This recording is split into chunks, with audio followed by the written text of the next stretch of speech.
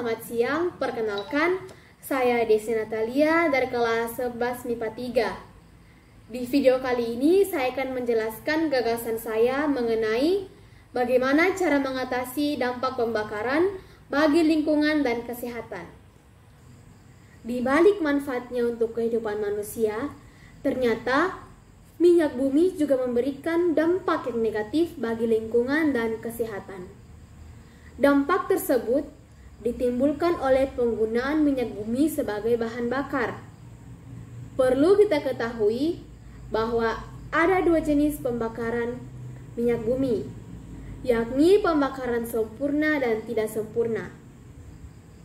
Reaksi pembakaran sempurna adalah reaksi pembakaran yang menghasilkan karbon dioksida dan uap air.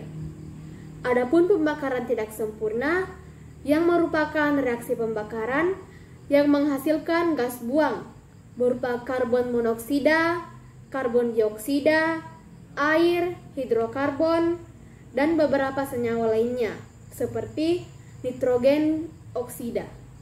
Pembakaran tidak sempurna inilah yang seringkali menyebabkan kerusakan pada lingkungan dan gangguan pada kesehatan.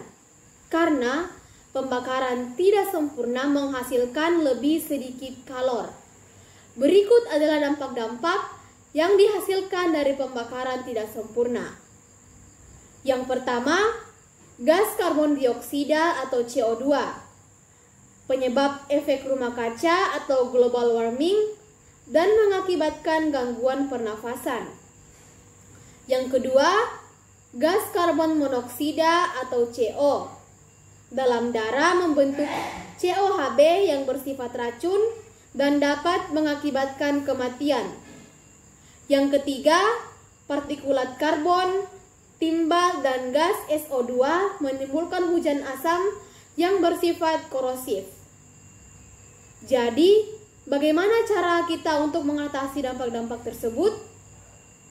Menurut saya, cara mengatasi dampak pembakaran bagi lingkungan dan kesehatan adalah yang pertama, melakukan penghijauan.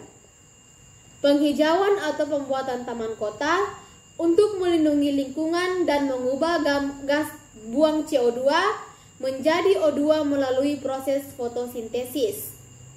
Yang kedua adalah memastikan pembakaran berlangsung sempurna agar tidak timbul monoksida.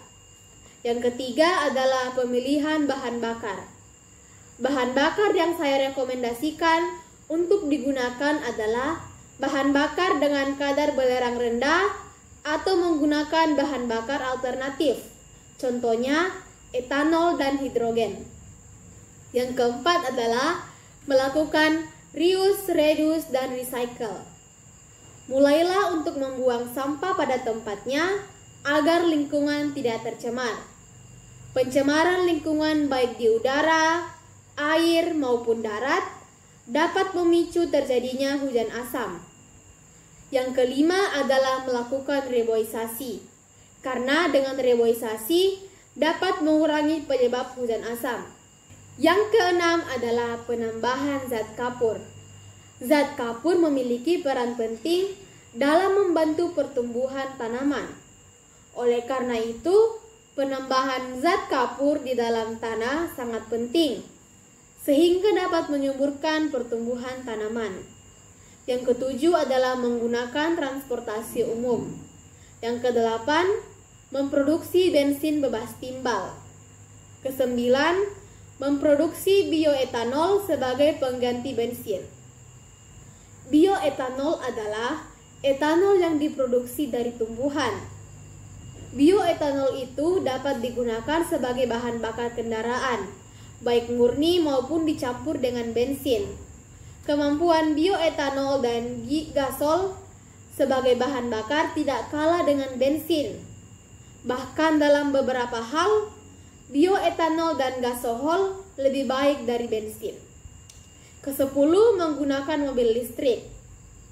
Dan yang ke-11 adalah mengembangkan mobil hibrida.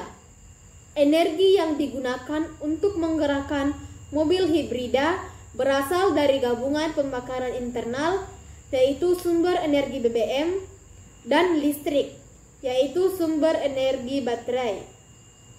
Dengan penggunaan energi gabungan tersebut, penggunaan BBM menjadi relatif lebih hemat. Kita sampai pada penghujung video. Semoga apa yang saya sampaikan tadi dapat bermanfaat bagi kita semua dan dapat kita lakukan dalam kehidupan kita sehari-hari. Demikianlah video saya, bila ada kesalahan mohon dimaafkan. Terima kasih dan selamat siang.